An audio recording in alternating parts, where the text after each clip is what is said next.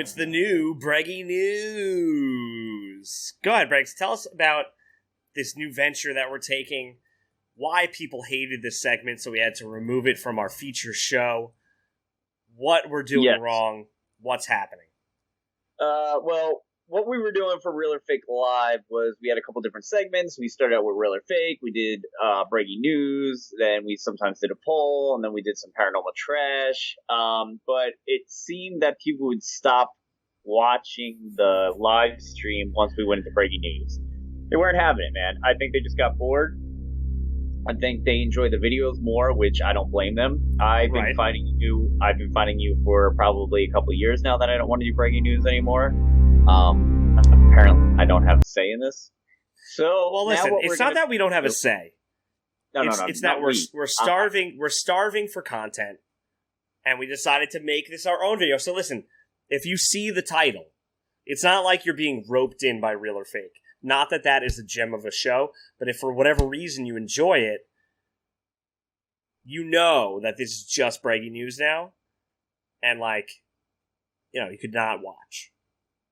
You know what I'm saying? You don't have to watch. Well, this is going to be a good indicator of how many people actually care about Breggy News. So Breggy News, if you are new to it, it is basically viral paranormal news going on the internet right now. It could be something paranormal festival, something with a horror movie, new movies coming out. It could be a number of things. So let's dive into it. Let's see if Michael has them in order as I sent them. I will probably say he does not. You want to see this cool transition that I have for you now? Go ahead. In between articles. You ready? Sure. Wow. That didn't look good at all. All right. Not the article I was ready to do. So... Well, what was your first... Whatever, we'll talk about it. Let me know when it comes up. No, that was my fault. I messed up everything. Yeah! What an idiot. Yo, this is a disturbing story here. Yeah, so this was on Vice.com. Body found in supermarket at his employee who disappeared 10 years ago. 10 years ago. Yo, 10 years ago, dude. It's a decade. And the quote in the beginning, as you can see, says, the coolers were so loud, there's probably no way anyone heard him. So here's what happened in January. I didn't read the article. I always like to hear from you. Here we go. In January, contractors were working in the now vacant building that used to be the No Frills supermarket in Council Bluffs, Iowa. When they started to remove the former store's long empty shelving units and coolers, they made an absolutely terrifying discovery. A human body that the authorities believed could have been in the store for years. According to the Des Moines Register, city investigators could not immediately determine the person's sex or age or whether their death was caused by a physical trauma. The body was sent to the Iowa State Medical Examiner's Office for an autopsy, and on Monday, state officials identified the deceased as Larry Eli Murillo Moncada, who was reported missing almost 10 years ago. That's a lot of names for one person. Murillo Moncada was 25 years old at the time of his disappearance and was an employee at the same No Frills supermarket where his body was found. The Council Bluffs Police Department told the Register that his parents reported him missing on November 28, 2009. Quote, it was a snowstorm at the time, Sergeant Brendan Danielson said. He left with no shoes, no socks, no keys, no car, which is kind of weird. His mother, Anna Moncada, told the Daily Non-Peril that he'd gone to work 2 days earlier, the night of Thanksgiving, and seemed disoriented. When he came home the next morning, she took him to a doctor who prescribed an antidepressant. But she said that he started hearing voices that told him to eat sugar. Quote, he felt his heart was beating too hard and thought if he ate sugar, his heart would not beat so hard, she said shortly after he vanished. He said somebody was following him and he was scared. Oh, this story is awful. Yeah. Former No Frills employees confirmed that sometimes workers would climb into the space above the coolers, which was also used for storage. Investigators think that after he ran out of his parents' home, Murillo Moncada may have pulled himself on top of the coolers, but somehow fell behind them and became trapped. He could have fallen almost 12 feet into the approximately 18-inch wide space between the coolers and the wall. Oh, 12 feet? The coolers were so loud, there's probably no way anyone heard him. Murillo Mancata was identified using DNA from his parents. According to the results of an autopsy, his death was deemed to be accidental. Or wondering whether he could still be out there somewhere. This brings the worst kind of closure for his remaining family members. Rest in peace, Larry. Now, here's my question. Dude, what a nightmare. But go ahead. This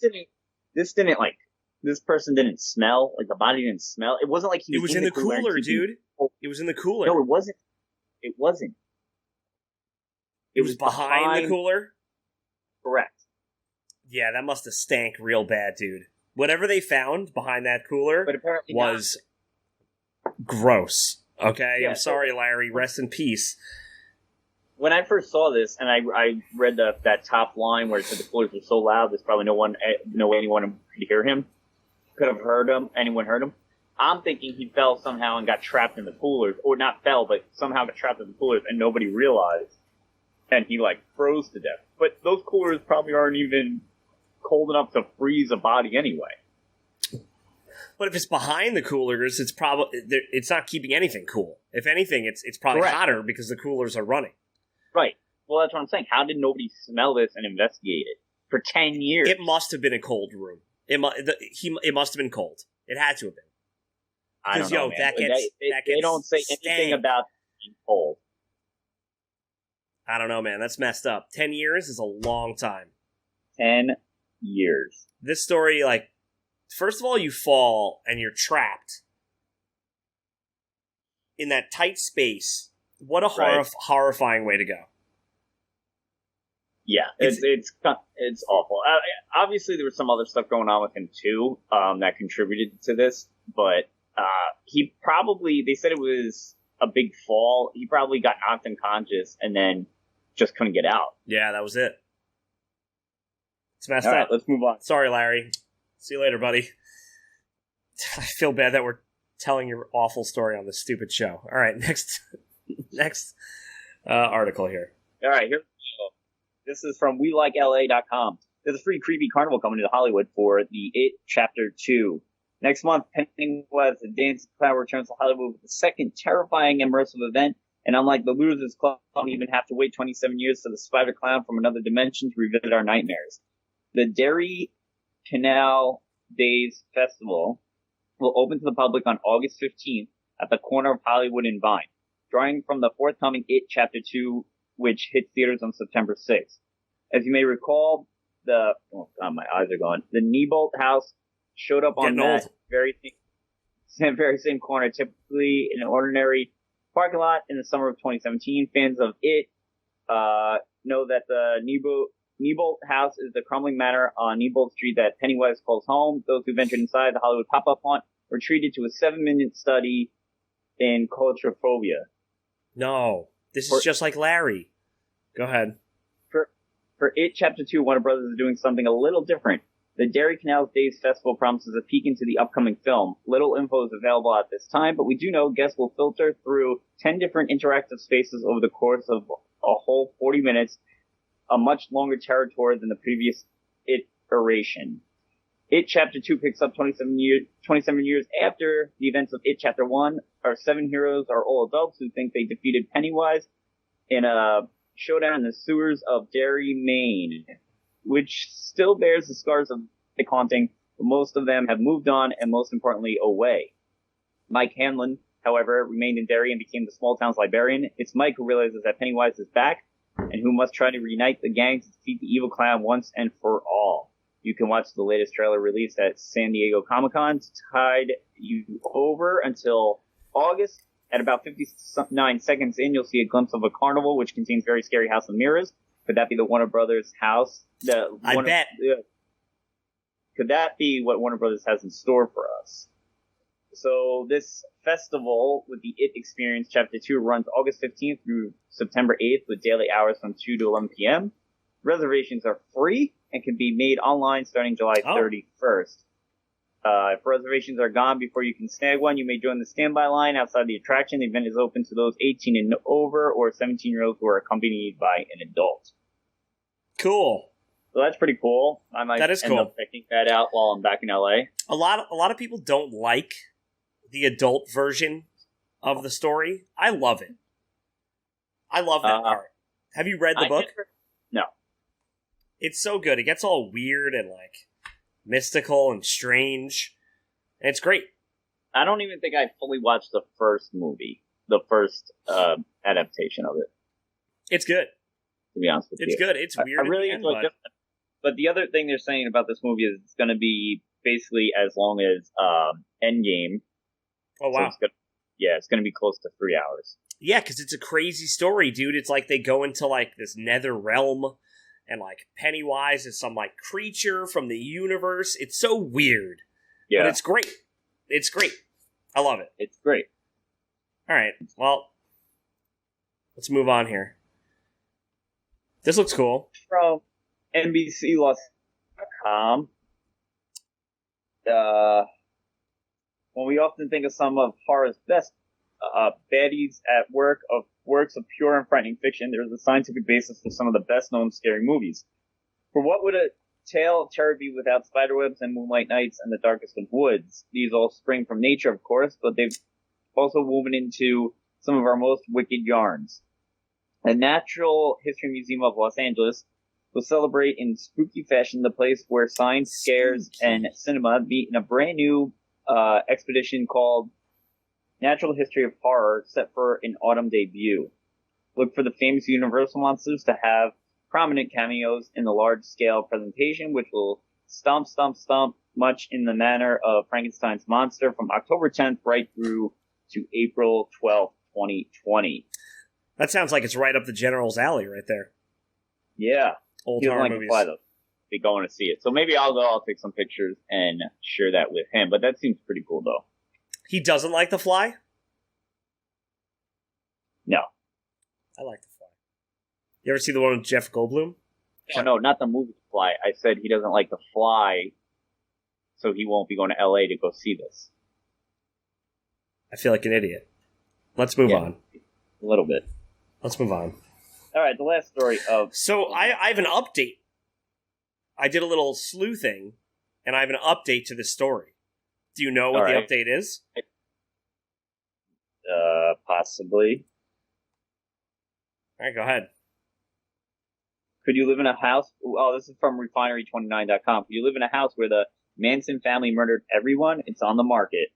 So many horror films begin with an unassuming family or person moving into a cursed house where something terrible happened, only to realize that the place is cursed, and everyone dies trying to escape. Apparently, Hollywood real estate does not believe this film more because the house where the Charlie Manson family murdered 2 people is now for sale, according to People. Ooh. For $1.98 million, a buyer can live in the 2-bedroom, 1.5 bathroom home. The catch: it's where Manson cult followers stabbed and killed Leno LaBianca and his wife Rosemary in 1969 and brutally left a carving fork sticking out of his stomach, according to the Washington Post. This happened the night after the Manson family broke into Roman Polanski's home and stabbed his pregnant wife Sharon Tate to death.